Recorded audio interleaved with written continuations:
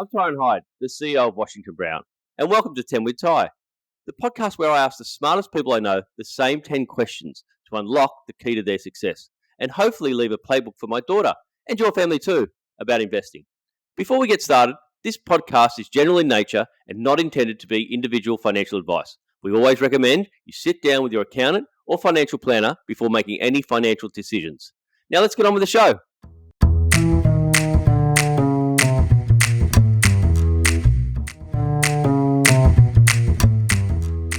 Hello and welcome to 10 with Ty. My next guest is Dale Beaumont.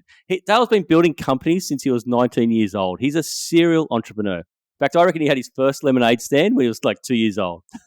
He's an international speaker, author of 19 best-selling books, has raised over $2 million for charity. He's actually currently building workspaces in the Philippines to house 10,000 VAs. He runs one of the world's best business programs, if you ask me. It's called Business Blueprint. I've actually been a member for 10 years. But what I like most about Dale is his work-life balance. His goal is to work for 2 months and then travel for 1 month. Work for 2 months, travel for 1 month. And based upon his Facebook feed, he nails it. In fact, I reckon there should be a board game called Where in the World is Dale Right Now? Dale, welcome to 10 with Ty. Thank you so much. I'm so excited to have you on. Yeah, and I saw a couple of the questions, and this is something that I don't get to talk about every day, and I'm looking forward to sharing some new stuff with everybody. Great, thanks. I'm looking forward to it. Before we start 10 with Ty, I just want to ask the travel stuff. How do you do it? Like seriously, you've got 2 teenage kids, right? 2 teenage boys, and you travel with your family. How do you do it? Yeah, so we heard when we became parents that when you become parents, you're not going to be able to travel like you do before kids. And so I suppose we decided we were going to prove everybody wrong. So when our son was 6 weeks old, we went on our first trip, and yeah, there was obviously, challenges with, little kids and nappies and sleep times and jet lag and all those things, but you just deal with it. And so then when our next child came along, we did the same thing, and it's kind of all the kids have ever known. So it's kind of normal for us now. And like you mentioned, our rhythm is 2 months kind of on, 1 month off, Right. 2 months kind of like, working, living in Sydney and running our businesses, and then 1 month traveling the world somewhere. So yeah, we've basically done that now for 15 years and visited 85 countries. And we, have learned how to live on the road and run our businesses and have fun at the same time. And it's just, it's our passion. And is it going to stop? Or are you going to continue doing it forever? I think for forever. That's the thing that brings us a lot of joys is, experiencing new cultures, different foods, different places. And so we definitely are going to try and savor the last like 3 or 4 years with our teenage kids before they, go off and start doing their own thing. And then we probably will do it all again, but just with, with Catherine, my wife, and I, without the kids. So, but yeah, we love to travel, and we love traveling with friends now as well. A lot of it has just been with our kids. But we decided as we're getting a little bit older that we want to share these experiences with people that we love. So later this year in December, we're taking a group of 60 of our friends to Egypt with us for a 2.5-week trip around Egypt, and then going to Jordan and Petra. And so our goal is to do a trip like that somewhere in the world. With 50, 60 great friends, every second year, every third year. And just have fun together. That's great. I still want to be part of the Business Blueprint. I can't come to the Egypt one, but I want to go to the next one. So let's aim for that. Now, just one final question. Yeah, I know you've met more entrepreneurs than I reckon anyone in Australia, right? You've trained 5,000 people through Business Blueprint. Is about 5,000 entrepreneurs, yep. Right? So my question to you, I've always wondered: are entrepreneurs born, or can they be made, Dale? Okay, so the answer is yes, they can be made. However, when I did my book, Secrets of Male Entrepreneurs and Secrets of Female Entrepreneurs, like I was of the philosophy that you can learn anything, and it's true you can. Many people became entrepreneurs, in their 30s, 40s, 50s, and even it's a classic story of Colonel Sanders that started KFC because he didn't like his pension check and decided he wanted to start a business. So you can become an entrepreneur later on in life if you really want to. However, probably 80% of the entrepreneurs that I interviewed for my books, it was kind of like, it was almost like in them before they even knew it. They were having newspaper runs or the lemonade stand, or they were selling basketball cards, or they were, trading marbles, or they were doing something, and a lot of them sort of even had other kids working for them, before they even, knew how that they were actually running a business. And so I was kind of surprised by the fact that a lot of the entrepreneurs were born just different, and they were born just like not following the norm. But yes, you buck the trend, and you can learn entrepreneurship at any age as well. I remember once I was at one of your conferences, and I said to you, Dale, is there any business that you think you couldn't help? Right? And you answered, you said, well, no, I think I can help any business, because every business has to have a website. Right. And it's like, it's what you said. I went, yeah, no, you're right. Even like, funeral parlors have to have a website. Any business still needs a website, right? Yeah. And so you could help on that side as well. Anyway. And now, Dale, are you ready to play 10 with Ty? Let's go. Now, I've got this buzzer I want to press. Wait a second. Here we go. Okay, question number 1. What has been your best investment? All right. This answer is going to seem like a total suck up, but it's not, okay? I would say my best investment has been choosing my life partner, basically my wife, Catherine. Love it. And the reason why is because I think so much of your happiness in life and so much of, your potential is going to be having a partner that's going to support you on your journey, and not just be supportive. Catherine has done that in spades, but she's also built it with me. And she has been on we met at like a personal development course that we were doing together. We both had goals and dreams of growing ourselves and also helping people and making a big impact.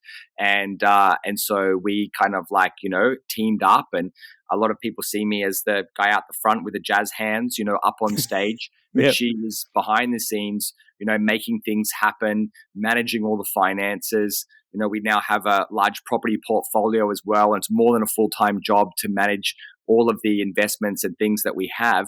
And I used to just, we used to joke, and I used to say, I used to make the money and she used to manage the money. But now she actually laughs at me saying, last year I made more money than you, because me managing our money is actually making more money than you working for the money, because, when you got money. So it's anyway, having someone who's on the same page that is helping you, that is honestly my biggest wealth creation secret, is a partner that supports you and is helping you on the journey. That's beautiful. Beautiful. See, I have the same experience with my wife. Like for her, she's been a lot involved with the book. We've been together since we first kissed when we were 16, right? And so it's been a lot longer in our life where we've been together than we haven't. But she knows more about property depreciation, Dale, than any other quantity surveyor in Sydney, in Australia, if you ask me, because she half wrote my book. Anyway, so I definitely get the journey of business with your partner. Having a partner that is on the same page is definitely something that I cherish as well. Yeah, and I would say to young people as well about just choosing a partner wisely as well. It's and I understand that not every marriage works out, but in terms of we're talking about wealth creation here. If you go through a divorce and you lose half your money, and that happens to you a couple of times, it's not expensive. It's an expensive habit. It's an expensive habit, absolutely. And so if you can choose wisely, you'll be much better off personally and also financially. Let's just put it that way. Yep, cool.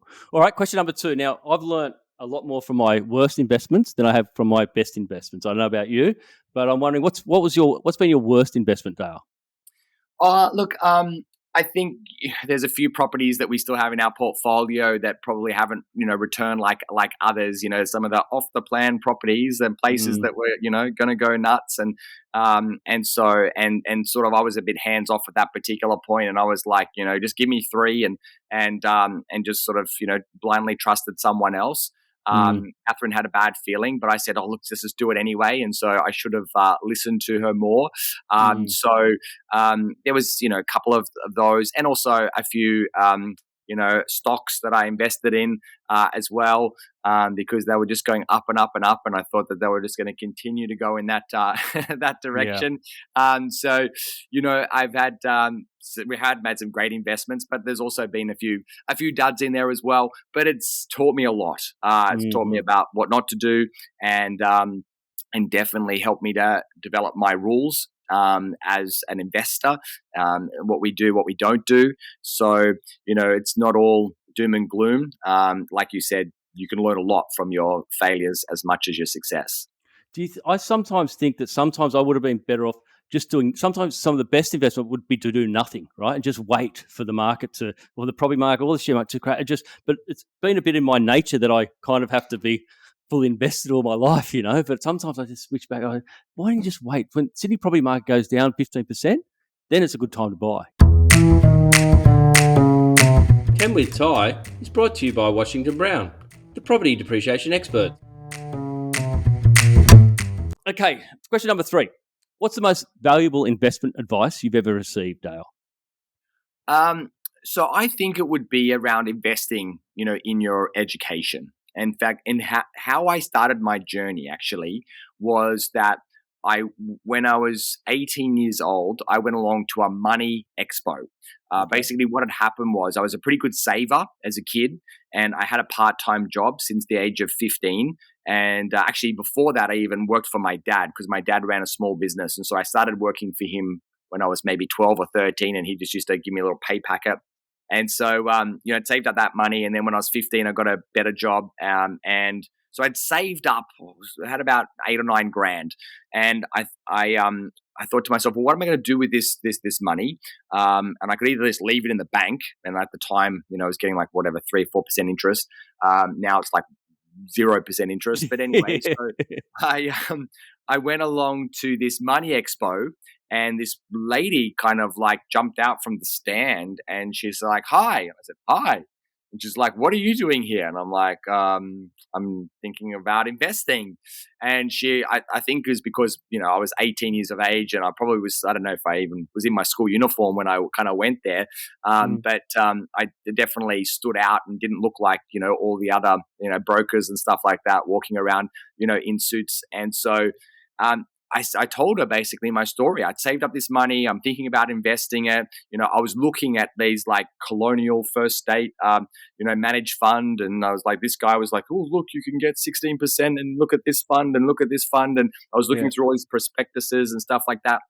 And this is before the days you go online and put in, money in an ETF and kind of do it all yourself. It's so easy now to actually, with these low cost index funds. But before that, it was managed funds were all of the rage. And so, and she said to me, "Look, you want some advice?" I said, "Yes." She goes, "You're so young. You got so much life and so much potential. If I was you, I would invest it, half of it at least, in yourself and to educate yourself. Because if you can invest up here, you can make millions." And so that's when I went along to this. I went along to a wealth creation course. Right? It was 4 days, and the first 3 days were all about mindset, all about personal development. And that's where I met my now wife, Catherine. She was doing the course at the same time. And so we were kind of like, doing this course, and then we kind of started working for the company, and we became like part of the support crew and stuff like that. And that's probably the best decision that I ever made, because that sent me on like this whole other path and trajectory where I was learning from other successful people. And then from that moment on, any guru that came to town, Tony Robbins, Brian Tracy, Zig Ziglar, Jim Rohn, Brandon Bays, like anyone that was successful, I would go along to their events. And sometimes I'd just, rock up and, pay my $100 and sit in the audience. And other times I'd invest in, their CDs or DVDs, or if they had a workshop, that was a couple of grand, I would invest in that. And that's completely changed my life. I probably invested $500,000 now in education and courses and training, Wow. but as a result, I've, generated over 50 million in terms of, business income. So it's the best decision I think I ever got, was investing in myself. In terms of education, I agree. Like, investing in education is huge, and part of the business blueprint, right? That's actually probably been one of my best investments. Is going to your program. I'm not just saying because you're here, but it's like the $5,000, whatever I paid per annum, right, has paid off so much many times, to the point now. Not just from what I learned from you, but also just even the clients. We've got some clients now that generate like 50 times my fee to pay you, but also the mental side as well, which I love from the program as well. And that's why I've been there for 10 years. It's I still get something out of it and I guess when you get a big enough business, you only need to learn one little thing that will pay for the program fee, right? And things like Google AdWords change so often, so you kind of get someone back every 2 years for a Google AdWords, and now it's AI, right? And now it's that stuff's just blowing my mind, and I'm sure it's blowing your mind. I know you're all over it, right? In fact, funny story, when ChatGPT first came out, I went, this is insane, right? And I don't know if you know, but there's an ETF called Robots, right, which is just basically invests in anything related to artificial intelligence, whether it be the chips. Like, that's the biggest component is the chips that power it, right? And they've gone mad. All right, question number 4. Now, I know you're a systems kind of guy, right? And when it comes to your portfolio mix, you're probably the most systemized person I've ever met. When it comes to your portfolio mix, how do you deal with your portfolio? Do you have a system in place to say, I want this year, I want 50% residential property, I want 30% of commercial? How do you structure your portfolio? Yeah, it's sort of just for the first 10 years sort of grew organically. Like, I've always at the beginning, I was 100% in business. And this is part of like a lesson that we might talk about later on. For the first probably 8 years, it was like, don't talk to me about making money because I'm too busy making money. That was kind of like my philosophy. And I was just 100% invested in my business. And I missed a whole bunch of opportunities and should have invested in the property, much sooner. And we actually only ended up buying our first property kind of out of necessity, because when Catherine was 7 months pregnant, we were renting, and the person that owned our property said, oh, by the way, we're going to be selling your property next month. And it was like, oh, we're going to bring in a baby into this world, and we're going to kind of got nowhere to live. And so we ended up talking to the neighbor next door, and we basically bought the apartment, next door. So that's kind of the kick up the ass that we needed to kind of get into investing. And then we kind of bought that one, and then we thought, oh, let's kind of like buy another one. That wasn't too bad. Let's buy another one. And then we've been a lot more proactive about property, and we've tried to buy at least one property every year, for the last like 10 years, sometimes 2 properties. So what our mix looks like now is probably 50% business, maybe 30% property, and probably 10% shares, and 10% super. So that's kind of roughly where we're at right now. But we probably will need to refine that mix a little bit more. So that's something that we're working on. Tell everyone about the work pod you're creating in the Philippines, because that sounds pretty fascinating to me. So a big part of my business success has been about building a team in the Philippines that runs like a lot of our business, and it's been super successful for me, and I've actually now helped a lot of my clients to build teams in the Philippines as well, and the word's kind of spread, and now with salaries in Australia approaching, for some industries like $100,000 a year, we have the highest wages virtually anywhere in the world. It's very, very expensive to grow a business, and for a lot of people, it kind of wipes out pretty much all their profit is just wages. And so people can't just keep, running businesses like that. They need to take all of the jobs that are not, the most productive things to do locally, and to have them done offshore. And that actually is a great thing for everybody, and helps you to become a lot more profitable. So we have now, in the last 3 years, we've hired 700 staff in the Philippines. Wow. Now, they don't all work for us. They work for our clients' businesses. Some just have one, like basically a remote executive assistant.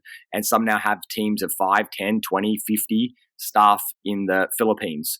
So we set a crazy goal to, in the next 5 years, we want to have 10,000 staff in the Philippines. And so, where Cody is my business partner. He's over there in the Philippines right now. We're looking at another building that will take about 800 staff, which will help us with our growth. So, yeah, we're pretty serious about making a big impact. And it's not just the business side that is getting me excited, because I'm kind of at the point now whereby financially I'm, secure. But I just love I think that I've done a lot of charity, and we can talk a little bit about a bike ride that I do in Thailand every single year. And charity is important, but sometimes the best charity is giving people a well-paid job.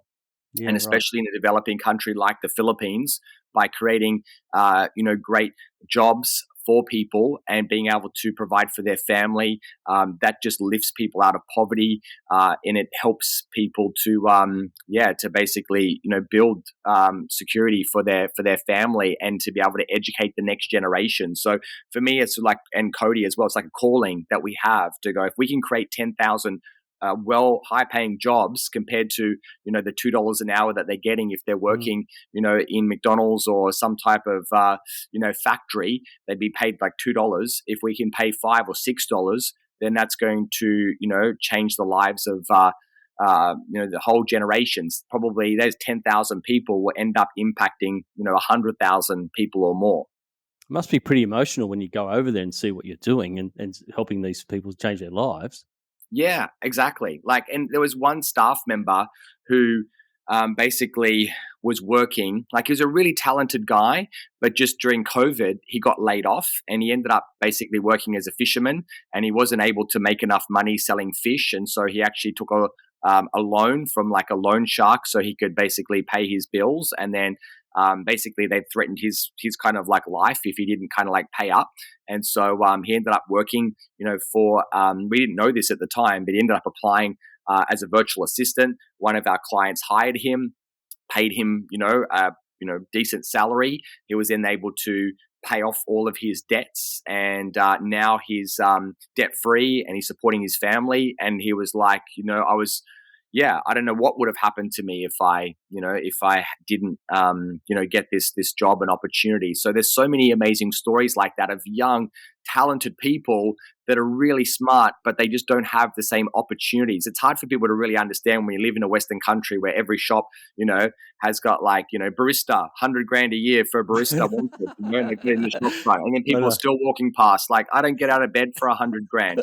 That's the attitude that we have in Australia, but there are young people in these developing countries that would kill to have those opportunities, So this is what really excites us, is to go, how do we change the lives of more than 100,000 people? That's fantastic. So we've got 10 VAs working for us in the Philippines, and we love it. They're so diligent and friendly and just fantastic. And I don't think Wash and Brown could now run without them. So anyway, we've actually developed more of their roles now. Now they're doing admin, even far greater, and they're actually really loving the more of the challenge as well. But it's what it's like. They do love a good system there, and you have, as long as you document it right. I'm sure you've had some trials and tribulations, but once you get the system right, it's really good. Question number 5: how would you invest $20,000 as a 20-year-old? There's probably the perfect answer to this, but I think I would take 25% of it, like $5,000 if you had 20 grand, and I would invest it in education. You could start with podcasts, which are free anyway. You could buy books. You could buy a truckload of books for $1,000, and then you could invest in a couple of courses that you feel would really make a big difference. I reckon you take another probably 25% as well, so the other quarter, and put it into a low cost index fund, just like some ETFs, like the S&P. Even if you just did the S&P 500, and just something to start, because I wish I started much sooner. I lost a sort of a decade of compound interest because, I was just like, oh, I'll get to that later. I'll get to that later. So if you can develop the habit of just starting to put aside 10% of everything you make and just, chuck it in there. And even if now they got these tools that are just like auto debit, where, the moment you pay hits your account, any money hits your account just takes 10% and it just disappears and it goes into your, long-term compounding account. Then probably 25% you'd have basically for your deposit for your property. And so it's good to see that amount of money there and go, okay, well, if, in order for me to get my first property, I might need to get to $50,000 or something along those lines. And so I'm at 5 now. I'm already kind of like started. What do I do to keep getting to that kind of goal of being able to afford my deposit? And then the other $5,000, I'd probably recommend either having as cash or getting ready to maybe invest in some type of a business. Now you could argue, well, why don't you just chuck that in the compounding account and just let that compound until you maybe need it for some type of a business that you may want to start in the future.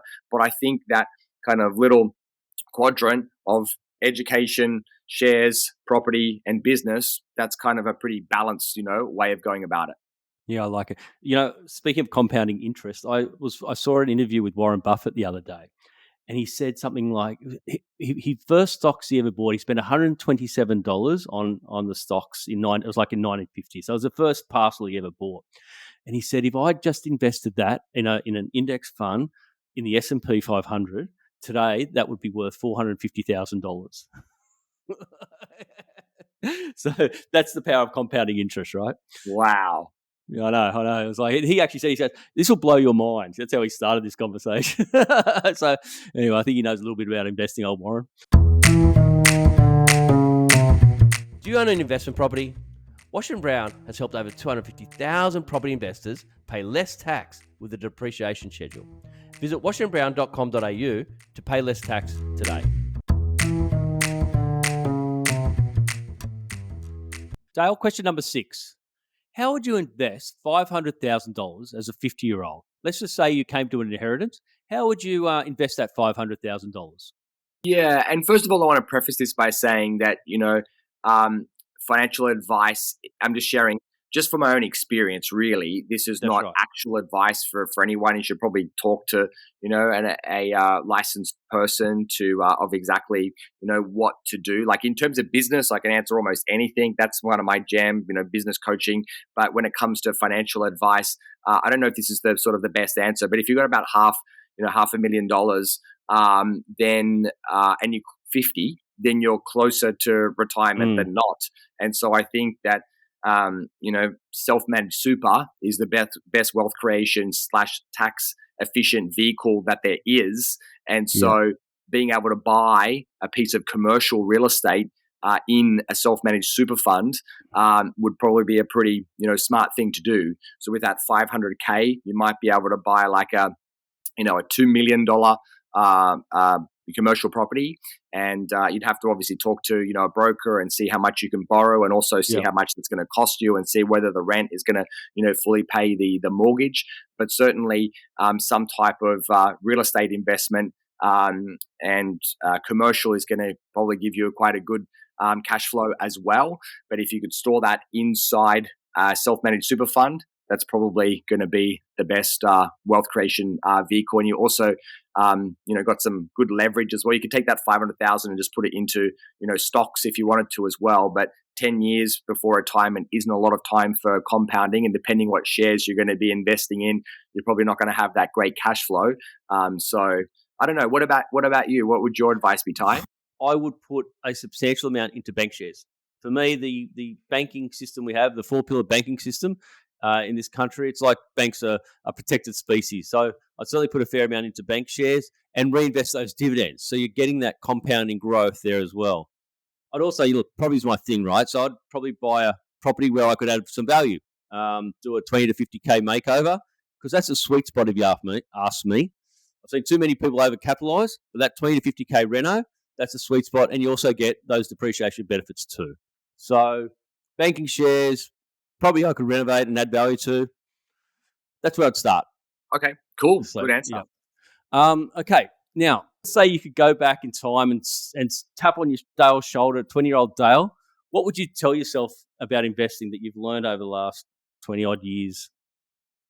I'm glad that I got into business fairly early. I think that was a good decision. So I would sort of like, say do that again. But I'd also sort of say, look, set up, that share portfolio, just like the low cost index funds, just like set it up at the beginning. Even if you just put like, whatever, $100, a week into it, just do that. And then the moment you can afford to do more, do more, do more. Because I missed sort of like a decade of that compounding. I should have started like a lot sooner, and I would have ridden the wave of like Apple and Google and Tesla and all these kind of companies that were tiny back then, and now they're these behemoths, and even like companies like Amazon as well. That I think was the 2000s. Yes, of course, we had that, the little the dot-com bubble burst, but then the companies that survived that, they went on to become some of the biggest companies in the world. And so if you invested in that decade, then that would have been amazing. Of course, we can't go back in time, but I would have done that, and then basically got my first property sooner. I just thought to myself, I'll wait till later. I'll wait till later. I'll wait till later. And I think the sooner you can get your first property, you go, that wasn't too bad. And then, you waited a couple of years and the equity goes up, and then you go, I've got enough to buy a second. I've got enough to buy a third. I probably could have had 5 or 6 extra properties if I just started sooner. So that would have been my advice to myself financially. It's funny you say. When I was in America once, and it was like in the early 2000s, I think, and on the screen was Jeff Bezos, right? And this is a young Jeff Bezos talking about what he's going to do with Amazon, and he's pretty kooky, right? And I was looking at him going, why would anyone invest in this guy? It's like, this guy's mad. He kind of showed me. Yeah. he did all right, I think. Anyway, okay, question number 8, Dale. What legacy do you want to leave your family or your community? Look, I think legacy, for me, it's not so much about leaving them, any money. Of course, they probably will get, a decent amount of money, but I really think that it's the skills, it's the mindset that you pass on. That is the biggest gift. It's not actually the money. Like I've told my mum and dad, if you give me any money when you die, I will be annoyed, because you've given me everything that I need, like right now. And I want you to enjoy your money that you've worked hard for. I want you to spend like everything before you die. And my brother feels the same way as well. It's like, that's what I want to do for my kids, is get them to the point whereby they don't actually need our money, because they've got everything within themselves to be happy, to be secure, to be successful, to whatever level that they want to. They don't necessarily have to make millions. They can just, get a little home and raise some kids and have a job, and that's totally fine. But if they can be good people and they can be happy with what they have, and they can have the tools to be more successful or less successful, then that's really what a legacy is for me. And then the other one globally is just about creating jobs in developing countries. We've chosen the Philippines, and if I could, before I die, say that I've, created 10,000 jobs, I'd be pretty happy. That's a pretty amazing answer. It's tricky, isn't it, these days? Like where, I didn't get on a plane till I was 20, and now it's getting on a plane to go to Bali. It seems like it's just getting the bus up the road, right? And how do you get that hunger for your kids? Like I know you're with them so much, they must just see you constantly being, immersive in your business and meeting all these entrepreneurs all the time. And any tips on how we can continue to motivate your kids when, they seem to get a lot more than what probably you or I did when we were growing up? Yeah, I think it's an interesting one, because I do think if you try to force it, or to try too hard, that the kids will kind of like repel, and oftentimes it can have a reverse effect. They can feel more deflated because they feel like they're not living up to your kind of like standards. And so I think the key is kind of not to push them, to be the example, and to say, look, just, be a good person and be happy with what you have. And if you want more, that's great. You can always do more. You can always have more because you can always do more. And anytime you're willing, because I was trying to get my son when he was 12, I'm like, the future is e-commerce. You need to start an e-commerce business. Do this, do this. I was forcing him. He did nothing, for 3 years. And then finally he's come to me just a couple of weeks ago and said, hey, Dad, I think I'd like to talk to you about that e-commerce thing. It's like, the moment I let go and I stopped hounding him and gave him some space, all of a sudden then, he wants to chat about it. And I'd given him a book around, how to get started with e-commerce and stuff. And so I think all you can do is just, be an example and when they're ready, they will come to you. Okay, I like that. Was that Finn? That's Finn, yeah. Just for people that don't know, Finn spoke on stage at Business Blueprint the other day for the first time, and it was amazing. Yes. And he stole your set, didn't he? He did. Yeah. So Finn is 15, and he kind of came to me a couple of months ago as well. In addition to this, e-commerce business, he's like, Dad, I want to, kind of like be on the stage. I want to present at your event. And I've got this section where I talk about technology. I said, well, what section do you want to present? He goes, I want to present that section. I'm like, no, that's mine. Anyway, it was great. I gave him a spot, and he did a fantastic job. And then he said to me, well, how do I, if I want to do this as a career, what do I need to do? And that's when I said, well, look, you're going to need to have some runs on the board, mate. Like if you're going to get people to listen to you, you can't just write off my coattails. You're going to have to create a business of your own. So that's when he's like put 2 and 2 together and thought, oh, maybe I'll do this e-commerce thing. And so I think what you need to do is just, not sort of force them. And even as well, like take away the attachment. Like I've said to my kids, look, if you want to, if you want to be a barman for the rest of your life, as long as you're a good person, they're my non-negotiables. As long as you're a good person, and as long as you, are happy with life, I don't want you going through life, being depressed because there's so much joy in this world and so many amazing things that are out there. Then that's it. That's all I can want. And if you want to follow my path and do business and make money and all this type of stuff, I'll help you. But you don't. I'm not putting any responsibility on you. And I know it's like something that maybe I'll change my mind and in the future, like about this generational wealth kind of like concept. But I do think that it's got to be something that they need to want themselves. If they don't kind of like want it and you just force them, eventually they'll just, go the opposite way. Fantastic. All right. Question number 9. Now, to a lot of people, including myself, you are the definition of success in terms of your business and your work-life balance, etc. But success can mean many things to many different people. But what does success look like to you, Dale? There'd be a few words that come to mind. This is just my definition. I think that success is really your definition of success is success. For me, it's about control of how I choose to live my life. And part of that is being an entrepreneur gives me a certain amount of control that I don't have to, work if I don't want to, or, if I want to travel, I don't have to ask anyone for anyone's permission. That's just what's important to me, to have that autonomy and that control and to be like a bit of a free spirit. So that brings me a lot of joy to know that I'm in control, of my life. The other thing that's important to me is around health, becoming more, because I think that's the ultimate form of wealth. If you don't have your health, you have kind of nothing. So actually focusing on eating well, exercising, staying fit. I think that's something that's a big part of success. You can have all the money in the world, but I think Carrie Packer once said, I'd give away all of my money if I could just have my health back.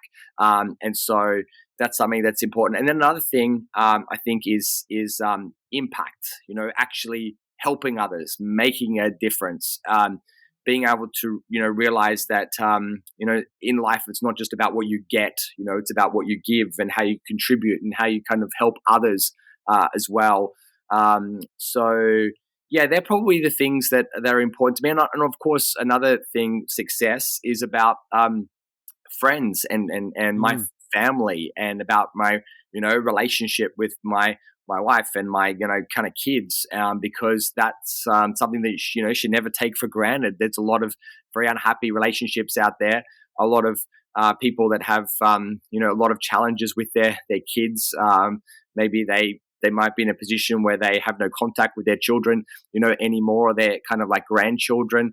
And so, when I do a bit of a stock take, before I think about my bank balance, which is way down here, I'm like, okay, am I still together? Do I still love my wife? Do I still, am able to hug my kids, because they're there, have I got my arms and my legs, and I'm still kind of like healthy, and I can still go for a run. I can, still play soccer and all that stuff.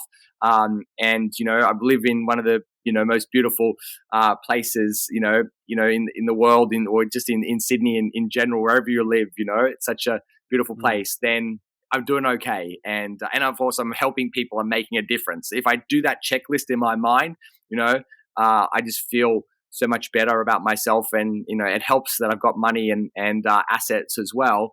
But I think all of that doesn't matter if you don't have all the other things.